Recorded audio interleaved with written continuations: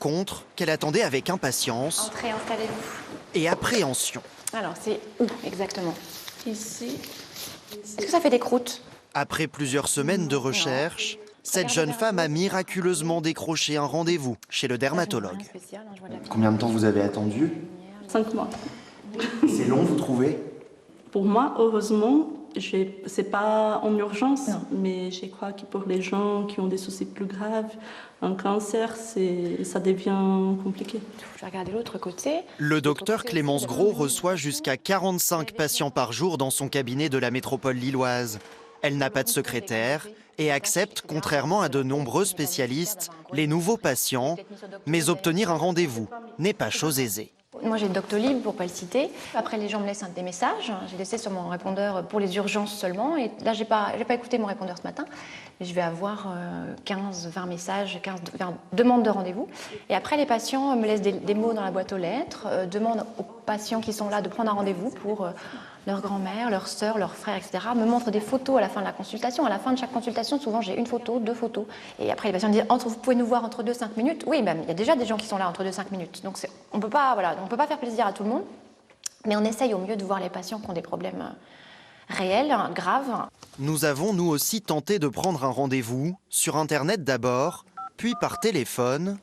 Le répondeur ne prend pas de message. Pour les nouveaux patients, malheureusement, nous n'avons plus de place. La liste d'attente est complète. Sur la quinzaine de tentatives, nous n'avons eu que 2 réponses négatives.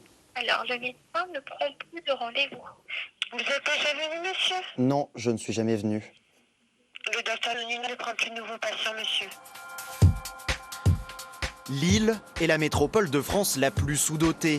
Moins de 4 dermatologues libéraux pour 100 000 habitants, contre 3 fois plus à Strasbourg, Toulouse ou Bordeaux. À cela s'ajoute une profession vieillissante.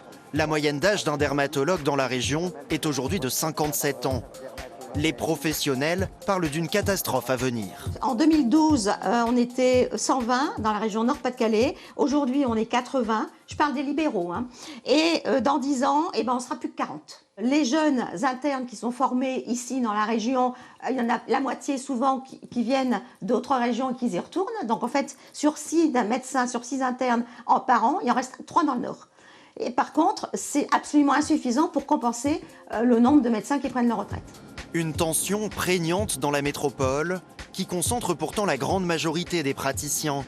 Plus on s'éloigne des grandes villes, moins l'on trouve de spécialistes. Exemple à l'hôpital du Cateau-Cambrésis, où le seul dermatologue du secteur a pris sa retraite il y a plus d'1 an. Impossible de le remplacer, 110 000 usagers sont aujourd'hui impactés. Alors depuis 1 mois, cette cabine de téléconsultation a été installée à l'hôpital, une première en France. Mais ça part avec la cortisone, mais ça revient. Alors, ça part pour les 2 premiers jours que je l'utilise et ensuite ça revient, mais intensément plus fort. Les patients, accompagnés d'une infirmière, manipulent eux-mêmes les instruments. Le spécialiste pose le diagnostic à distance. J'ai téléphoné hier et j'ai mon rendez-vous aujourd'hui. Donc ça, c'est le top parce que pas d'attente, c'est merveilleux. Pendant l'examen, on nous explique comment il faut faire, où il faut mettre l'appareil. C'est tout simple, c'est pas compliqué. La prochaine fois, je pourrais même le faire toute seule. Une trentaine de rendez-vous par mois, réservés aux pathologies de peau, type eczéma ou problème de cuir chevelu.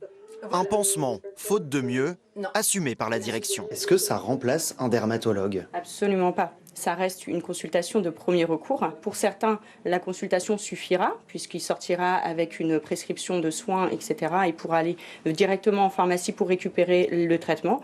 Et parfois, par contre, ça nécessitera d'avoir un geste technique.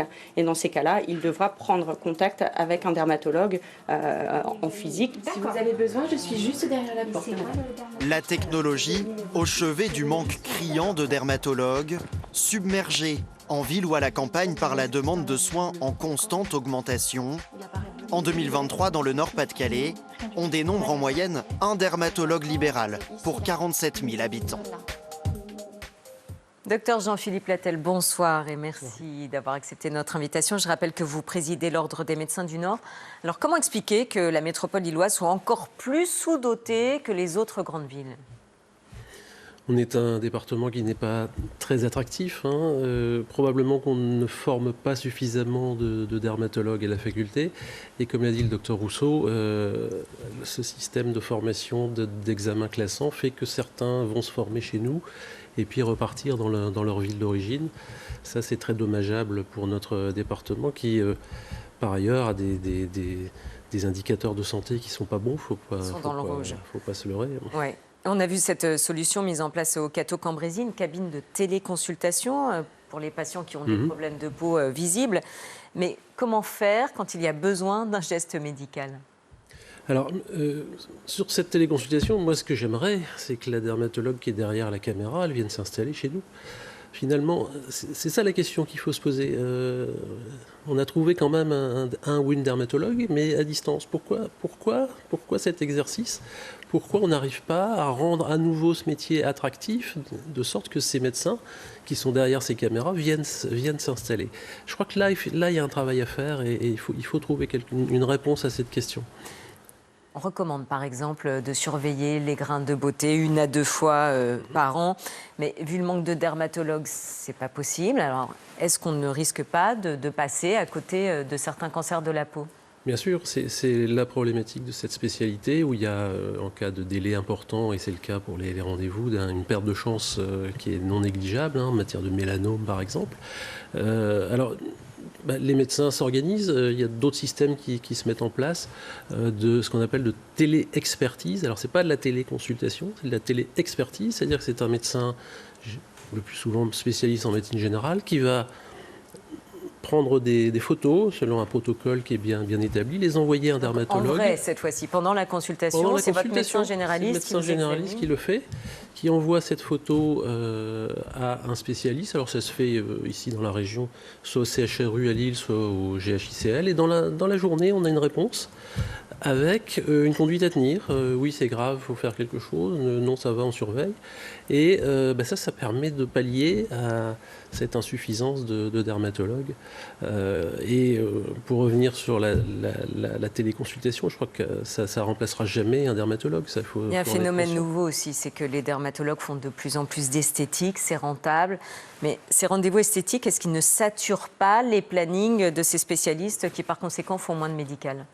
Alors, on est en train de travailler là-dessus à l'ordre, essayer de comprendre si effectivement, d'avoir des chiffres, parce que c'est une notion qu'on a. On a l'impression qu'en effet, c'est plus facile, et en tout cas les délais pour prendre un rendez-vous en médecine esthétique pratiqués par un dermatologue, et tant mieux, sont plus brefs que... Ah oui, on obtient plus vite un rendez-vous quand c'est pour de l'esthétique. Il semblerait, et donc ça c'est un travail qu'on est en train d'essayer de mettre en place. C'est un problème. C'est un problème et on revient sur ce dont je parlais au début, l'attractivité du métier. Je pense que si effectivement des dermatologues font de la médecine esthétique, c'est probablement qu'ils y trouvent un intérêt qu'ils ne trouvent plus dans la médecine dermatologique traditionnelle, si je puis dire.